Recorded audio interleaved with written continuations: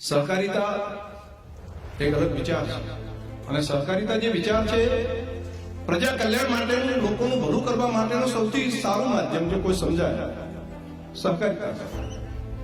અને પહેલી વખત આપણા દેશની ભારતની સરકારે એવું નક્કી કર્યું કે અર્થતંત્ર માટે સહકારિતા પણ હોવી જોઈએ.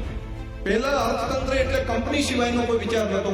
અર્થતંત્રમાં કોને? તો કંપનીઓ માટેની મિનિસ્ટ્રી, કંપની માટેનું કાયદો, કંપની માટે બધી વ્યવસ્થા, પણ સહકારિતા માટેની કોઈ મંત્રાલય પણ નહોતું.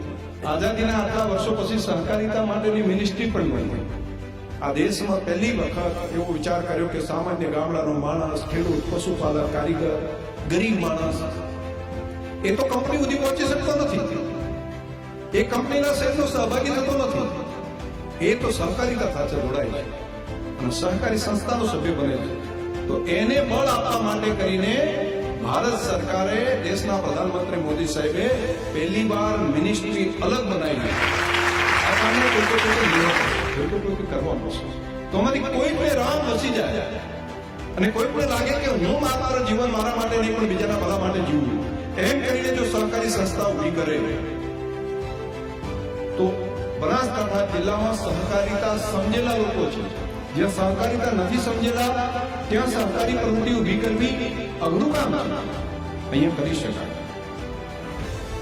તમે શું કરી શકો? ખેડૂતો છે એ ખેતીના બધા પાકમાં વેલ્યુ એડિશન કરી શકે. મગફળી છે તેલ બનાવે, રાયડું છે એમાંથી ઓઇલ બનાવે, કપાસ છે તો એમાંથી કોટન માટેની વ્યવસ્થા કરે, એમાંથી જીનિંગ કરે, વિવિંગ કરે, ફાઈબર બનાવે, ફેશન ડિઝાઇન સુધી કોઓપરેટિવને લઈ જઈ શકે. જો એક જીવન પોતે નક્કી કરે ને આમાં 100% સફળતાની ગેરંટી છે. માત્ર બે બાબતો છે: સતત પુરુષાર્થ અને પૂરેપૂરી પ્રમાણિકતા. પૂરી પ્રમાણિકતા અને પૂરું પુરુષાર્થ, જો બે વાત સાથે કામ કરે તો કોઈ પણ વ્યક્તિને સંકલ્પ હું કરું છું તો સંકલ્પ સફળ થાય ન થાય. બીજું એક સહકારિતાનું કામ છે આઈટી ક્ષેત્ર. હવેનો ટેકનોલોજીના સમયમાં કોઈને મોબાઈલના આટલા બિલ ભરવો પોસાશે. આ સમયમાં મોબાઈલનો ખર્ચો કઈ રીતે ઘટાડી શકાય એ માટેની કોઓપરેટિવ સંસ્થા જો બનાવી શકાય તો આનું વોલ્યુમ ગણતરીના વર્ષોની અંદર ઘણું મોટું બની શકે. આના પછીનો તરત જ આવશે આઈટી, પછી એઆઈ. અને એઆઈમાં બધા કામ માટે લોકો એના ઉપર આધારિત થઈ જશે. તમે 10 વર્ષ પહેલા એવું નતા વિચારતા કે મોબાઈલની આટલી જરૂરિયાત ઉભી થશે. આજે હું કહું છું કે એઆઈની એટલી મોટી જરૂરિયાત ઉભી થશે કે એઆઈ વગર ચાલશે. એઆઈમાં જો આરએનડી કરવાનું કામ કરે તો દેશની મોટી સહકારી સંસ્થા થઈ શકે. દિમેલાની અંદરથી 150 વસ્તુ બની છે અને જે એરંડો આપણે 1415 વેચીએ છીએ એમાંથી વેલ્યુ એડિશન કરીએ 4000 રૂપિયા મળી શકે.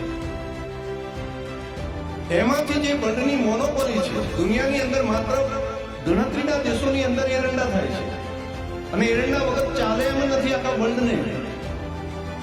પરંતુ એ 1500 માંથી લીધેલા એરંડા એમાંથી દિવેલ બનાવે, એમાંથી કેક બનાવે, કેક બનાવી પછી વેલ્યુ એડિશન અલગ અલગ કરે. હવે એમાંથી ફાઈબર બની ગયું છે. 150 વસ્તુ એવી મોનોપોલી વાળી છે કે એના જો પૈસામાં ગણવા જાય તો 4000 રૂપિયા કરતા વધારે કિલોના થઈ શકે. એવું જ રણનું મીઠું છે. એમાં જો કોઈ સહકારિતાના આધાર પર જો કોઈ કામ કરવાનું ચાલુ કરી દે તો આખો દેશ એ સહકારિતાનું મીઠું ખાવા માટે તૈયાર છે. એક ટીમ જો કોઈ બની જાય અને સહકારી ધોરણે જો કામ કરે, સારી બ્રાન્ડ ડેવલપ કરે, ક્વોલિટી ઉભી કરે, પોસિબલ છે. એવું જ ગાય અને ભેંસનું જે સાણ છે એ મોટી વેલ્થ છે. એનું જો વેલ્યુ એડિશન કરીએ તો જબરજસ્ત બદલાવ છે. આપણે એક પંપ કર્યો છે ડેરીના માધ્યમથી, બીજા નંબર 3 ચાલુ કરી દીધા છે. આ વર્ષમાં 4 ચાલુ થશે. ગેસ પણ બનશે, જમીનની ગુણવત્તા સુધરશે અને છાણના પૈસા મળશે. આ સહકારિતાથી કરી શકાય. એવું જ દેશી ગાય માતાનું ગૌમૂત્ર છે. એનું જો વ્યવસ્થા ઉભી કરીએ તો એમાં એટલા તત્વો છે કે ખાતરની આખી ફેક્ટરી અથવા જંતુનાશક દવા બહારથી લાવવાનું બંધ કરી શકાય એટલી તાકાત એમાં છે. આ ગાડીઓ વેચવાનું કામ છે ને, રિસેલ કરવાનું, એમાં સહકારિતા રહે છે. ટ્રેક્ટરનું રિસેલ માટેની ઓનલાઈન એપ કરો તો વ્યવસ્થા થાય. દરેક ક્ષેત્રની અંદર તમે સહકારિતા કરી શકો. દરેક લોકો 100% સહકારિતાના ધોરણે જો કામ કરે તો ખેતી પણ સહકારિતાના ધોરણે કરી શકાય. એક ગામ જો નક્કી કરે કે આપણે સીધા કાઢી નાખવા, બધી જમીન ભેગી કરી દેવી, ખાલી સડગુલા પણ કાઢી નાખવાના. આખા ગામની ખેતી આજે મળે છે એના કરતા 10 થી 20% નફો વધારે મળે. ગાયો ભેંસોના તબેલામાં પણ એવું કરી શકાય. એક ઇન્ડિવિજ્યુઅલ છે, 4-5 જણા ભેગા થઈને વ્યવસ્થા કરી શકાય. બ્રીડિંગનું કામ જો કોઈ સહકારી ધોરણે કરે તો એકલા પંજાબનો ધંધો દર વર્ષે 2,500 કરોડ કરતા વધારાના વાછડીઓ આપવાનો છે. દર વર્ષનો 2,500 કરોડ રૂપિયા આ બનાસકાંઠા કરી શકે. સારી બ્રીડની વ્યવસ્થા અમે કરી આપીએ. યુવાનો સહકારી ધોરણે અથવા નાની નાની મંડળીઓ બનાવીને જો બ્રીડિંગનું કામ કરે. આપણે ત્યાં જે ડોઝ આવ્યા છે એ 50 લીટર દૂધ HF ગાય રોજનું આપી શકે એવી ગાયના ડોઝ આપણી પાસે પહોંચી ગયા છે. અહીંયા બનાસની અંદર 50 લીટર વાળી ગાયો અહીંયા પહોંચી છે. અને દેશી ગાય છે પણ 23 થી 30 લીટર દૂધ આપી થઈ શકે એ ડોઝ આપણી પાસે છે. આવી ઓપોર્ચ્યુનિટી ભારતના કોઈ જગ્યાએ નથી. અત્યારે 150 રૂપિયાની અંદર સોર્ટેડ સિમેન્ટ ડોઝ આખા દેશમાં કે આખી દુનિયામાં કોઈ જગ્યાએ નથી મળતો કે વાસળી જ જન્મે. અને આ ઉત્તરાયણના છેલ્લા દિવસે અહીંયા 2 મશીન આવી જશે કે જે ડોઝ આપવામાં આવે એની અંદરથી વાસળી જ જન્મે, પાડી જ જન્મે 90% જેટલી. એ પહેલો જિલ્લો જેના 700-800 રૂપિયા બહાર ઓપન માર્કેટમાં હોય એ આપણને 100-150 રૂપિયાની અંદર મળશે.